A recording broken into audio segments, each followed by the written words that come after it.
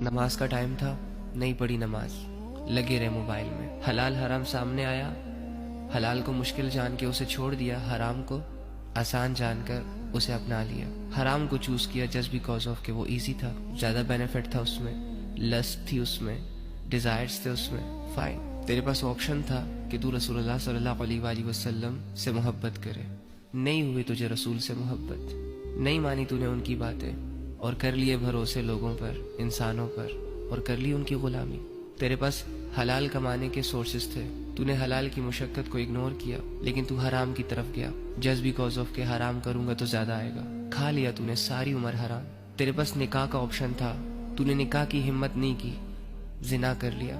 تیرے پاس بہت ساری ڈرنکس تھی حلال، تو پی سکتا تھا، تو نے حلال ڈرنکس کو اگنور کیا اور نشو تماشوں اور حرام چیزوں کی طرف گیا.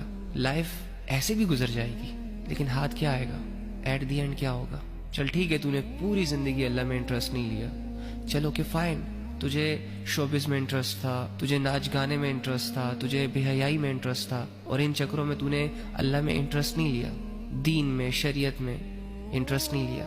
گزر گئی تیری زندگی انہی چیزوں میں کہ جن چیزوں سے تجھے مزہ مل رہا تھا، لذت مل رہی تھی، تیرا دل خوش ہو رہا تھا.